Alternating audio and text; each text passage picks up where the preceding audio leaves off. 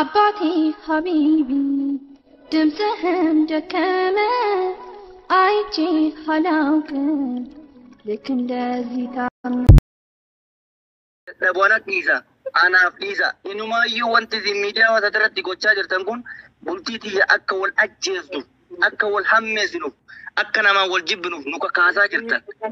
Silaa isin media kanarra fiduu baattanii bultiin dhiyoona qaata kan jettee nagaa hubataa jirta. Isintu rakkoo hamtuu tanaan nurra gaheeyyu akka daran wal addeeffannee talaata wal goone ajjeecha wal barbaadnu isintu nu godhe haqa yoo barbaaddan jechuudha. Haala wasala wallahi ankara dhibbaa battiin itti amana. Ankara dhibbaa battiin itti amana waan. Isin dubartiidha itti fakkeessitanii wal hadheessine anaaf isin amma ilaa qiyaamadha wal arguu hin dandeenyu. Maaliif miidiyaa irrattiin ol baate itti fakkeessitanii kan nagayaan jaarti beellamatti nuu qabee jiruu teenna uffatuuf turre ammallee irra deebi'ee gatanii.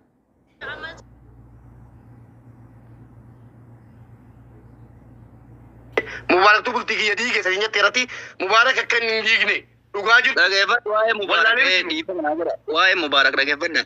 Irra deebi'ee reefillee isin wallahi wa billahi hin beektisiin akka Mubaarak dhimma tana keessa harka hin qabne. Mubaarak anaaf Mubaarak hiriyaa cimaa turre akka xalaataatti wallaalu ture dhimma obboleettii isaa irratti. Maaliif biyya takka keessatti obboleettiin takka yoo ergitee obboleessa bira jiraate obboleessuma gaafatan. Anis kabajaan akkuma nama kamiitu jaartii xiyyaarraa gaaf dura eeyyamsiifadhe gaafadhe na dide jaarsatti ergee na dide dhumarra na yaamee akka ani obboleettii isaa jibbuuf waan baay'ee naan jechaa ture. Anaaf isiin garuu waliigaltee waan qabnuuf isa bira dabarfadhe biyyatti haala barbaachisaa ta'een fixadhe jechuudha. Kan ammoo gaafa godhu jaartii wajjin nagaa qaba waa hedduu. Jaartii xiyyaa fi ana kan adda baasarra deebi'ee gasanitti sooshaal miidiyaadha. Waan adda addaa jedhanii gorsanii maal miidiyaa irratti baasanii nama miidiyaa irraa balleessitan mantarkashii yeranii dhugaatti fakkeessanii namitti nagaan ilmoo ofii wajjin guddifataa jirtu.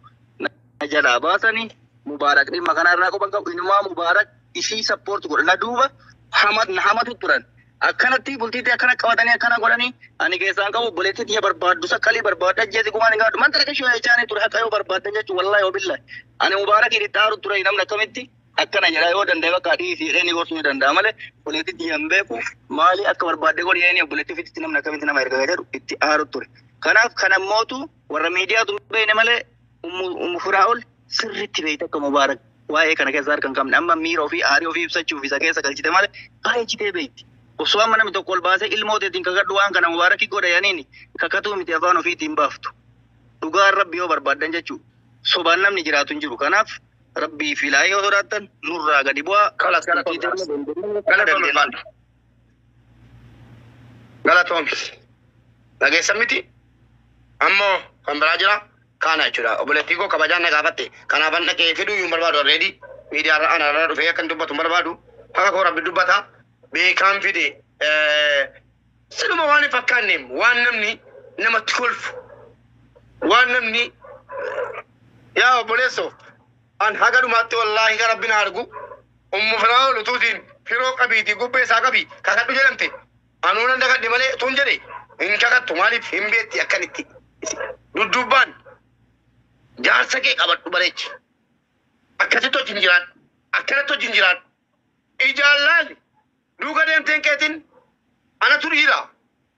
Sini galee duuka deemteen keetiin wanni Rabbi jedheen oolu utuma inni lammaffaan sirratti godhadha jedhee erguma jedhee ol fuudhanii lammaffaan godhadha wanni jedhes tole deebiin kee callis wanni hin darbine hin jiru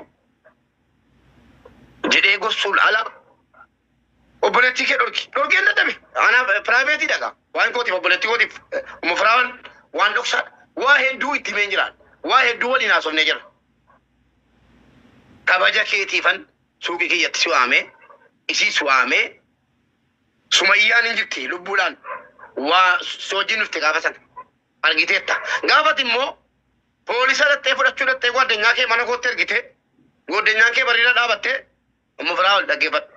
Gaafa poolisiin ati poolisii fudhattee dhuftee nan qabsiisettee takattaltee obboleettii koo.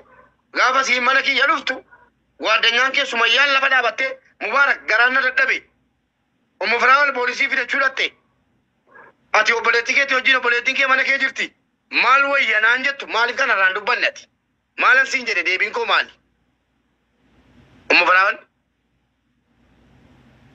Dhagayaan jira dhaggeeffadhaa jettee miti dhaggeeffadhu. Gaafa sana Sumayyaan godina kee Sumayyaan ni maqaasi naa bilbiltu sana Sumayyaa an dhimma kana dadhabee gaafa duraa Firaa'oliin haasaan ture. Firaa'oliin gorseen jira. Poolisii fudhattee dhufuusi anaaf bareeda. Wanni seeraaf dullumaan dhabani nama hin gaabbisiisu. Dhimma jaraa keessa seerri galuun gaariidha. Haqabsiifattu hin baasu. Poolisii fudhattuu dhattee jedheen Sumayyaadhaan addunyaa keetiin. Dhagahaan jira jettee kun koomeentii kee ilaalaan jira. Eeyyeenaan jetti Sumayyaan. Amma poolisa sii fudhattee dhuftu. Yeroo sii poolisa fudhattee dhufte ani saadhaan galfadha. Elaa kunoo jedhee obboleettii kootti kenna. Firaa'olis fudhatee deema. Obboleettii koos fudhatee deema. Sana booddee seerri laalee waan murteesse jalaafa murteessu hin jedhe malee obboleettii kootti poolisiin fiddanu jedheera. Mana kootti poolisiin fiddanu siin jedheera. Firaa'ol harka keerraa nyaadde harka koorraa nyaatte. Sigalee waan akka dhiira dubartii ta'e kushiinaa dhaabattee hojjetetti nyaattee jirtaatis. Anis harka keerraa nyaadhee jira. Cubbuun hin jiru. Biyya duniyaa irratti hafamaa. Ana na beekta bareecha. Mube haqa rabbiin ni dubbata ji. Firaa'ol hin jiru. Mubaarak takkan maka mubaaraktu. Gabaabumatti haa. Gabaabumatti keessa ni barreeffatu. Waan barbaade dubbatu garuu miidiyaa wanti inni godhu hin jiru. Inumaahu kunoo fooloon koo laajaa. Firaa'ol leengata gubate miti intaaki kiyya. Fooloon koo hin dabale. Beeksisanaa taatana namni meerra mubaarak jedhee kunoo nama 500 dhufu. Balaati kaafee jettu. Mube yeroo takka kan mube yeroo takka jarana kan ba'u dhimma kee jaarsa kee godhadhu obboleettii koo irraa sin dubbatin anarraa sin dubbatin haqni jiru kana nama si gorsu dhabde amma sittani maa jiraan. Cufaan mube. Yoo fira qabaatte firisee haa godhu akkasitti fira ta'e si gorstaa jiraan.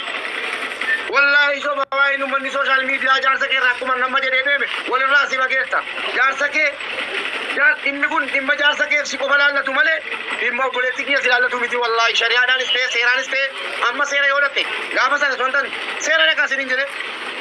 Seerri yookiin si murteessa yookiin si murteessa yookiin lamma keessanii murteessa yookiin si hidhaa yookiin si hidha. Kanaaban wallaahi dhaqeen gaafadhu an naqnee yoo si hidhamte iyyuu maaliif badii siitii hidhamte seerri yoo dhabsite dantaa sii teereetan. Biyya seerri jiru keessa jirtu. Ammayyuu wannan waadaa sii galu kasati. Galam seera wayyaa. Seera wayyaa kasasi. Ragaa keetii kasasan. Waan isii si goote kasasan. Dhageessa miidiyaa irra baaftee isatti arrabsite. Feesbuukii sararraa footoo kaafattee. Wallaahi laaziim waajjira poolisii dhattee himeen jira Sumayyaatti. Wallaahi ana sirraa dorge. Seerri abbaa manaa sitti heerumte lammaffaa heerumte hin jedhu seerri biyya Ijipti. Dhageesse wallaahi si kasastee naannoo sirraa dhawwe. Rabbii koo na arga jechuudha. Anatu mee ati dhiira taatee an dubartiin ta'a mee kasas hin jedhu. Ana sirraa dorge miidiyaa irra baasanii footoo namaa gad deebisanii nama rabsuun seeraan wanjala akka biyya kanaatti. Singorsa ammas. Wanjala akka biyya Masriitti wanjala wallaahi. Singowoomin. Ani waan takka waliin hawaasa sooshaal miidiyaatti dhaabu. Carraaqis takka naa kan mube. Ani waan hawaasa sooshaal miidiyaatti dhaabu. Jireenyi keessan miidiyaa gubbaadha. Sireen teessan miidiyaa gubbaadha. Jireenya namaa akkasitti hin herreegina. Lammaffaa ajandaa nama tokkoo gaafa agartan gabbaatanii foolooratti barbaaduu fi akka waan dhimma abbarra beeytanii gayyaatanii miidiyaa gubbatti irraa harka tumtan ni gaadhiisa. Jaartii yoo shanii ol fuune nu gaafadha. Shari'aa yoo dabarre yoo shanii ol fuune nu gaafadha. Amma gabbaanee hanga afurii hanga shari'aa guuttannoo ni fuuna. Namni nu gaafatu jira. Kana achi reediin amma ganaa sadaffaa fuudhee afuraffaa fuudhee yoo barbaachisaa ta'e abbaan namni mirga irraa qabu hin jiru. Abbaa isaatu hin danda'u bakka kanatti. Abbaan kiyya maaliif lama fuutamaa sadii fuutanaan jechuu hin danda'u. Fedhinnaa mirga kiyya guuttachuudhaaf gabbee jaartii afur fuudhee gixxim godhee guuttachuun qaba. Amma borurraa kaasee billaa aleekka. Ani boru jaartii tiyya fidee gixxim godhee isiniin beeysa yoo feetan. Dalagaa godhattanii ajandaa nama godhattanii olii gadi jibbeentu mina. Nuti jaartii afur fuuna shari'aan teenyas nu hayyamte rasuulli keenya alayhi salaatu wassalaam gixxim godhaa jii afur billaa aleekka. Haqasii ni eenaaf. Kana achi wanni isin dalagaa nu godhatte never ever the game shitin wixaa miidiyaa kana gubbaadha nurraa bu'a. Reediin jaartii sadaffaa anatti fuudha boru ganama gabbee billaa aleekka. Hin jirtu jaartii namni isin dalagaa nama godhattan. Hamza te kaisan pun kaba. Udi ni di semedi sadi sa. Udi gitem go ini puna gitem. Me guta kori go mandi. Barda umat media TV ka naam salamu jira. Malak bashi. Udi gitem ja guta. Udi gitem. قدم بالله عليك قديم ودي قدم بس بر وان كان دركين كوني نتي جارتي لا فكينا والله لا اني وقت السيشن الناس هنا بقول لك وقفنا والله أنا ما تميديا كنا وصونا هذا ولك أبيتني بتتبوبا مال وني مدري كمان نورا قبل مو مال أنا إن شاء الله جارتي تي أفور يورب بيجي بالله عليك وندي سبتني جرت ريدي أفرنساني قوتة مبارك ني قوتة أبام فري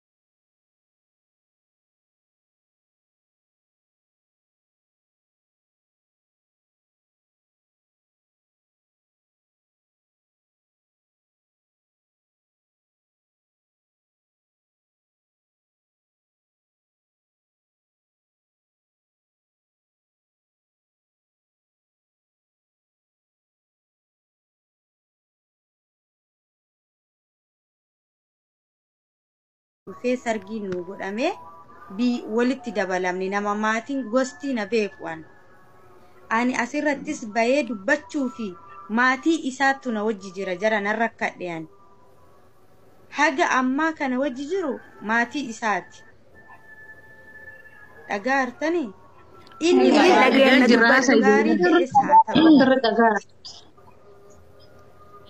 inni badaa fedhes haa ta'u gaarii fedhes haa ta'u abbaa ilmoo kiyyaati ani sababa maatii wajjin jireenya isaanii wajjin jiran san ilaalee waan hundaa dubbatu dhiise har'a jidduu kiyyaaf ka isaa wal dhabiinsi kuni kaka'e waa'ee namittii tanaati malee dhimma biraa anaaf riidiin nagaan jiraataa turre alhamdulillah waggaa jaamoo torba guyyaa takka qilleessi nu dha'een beekuan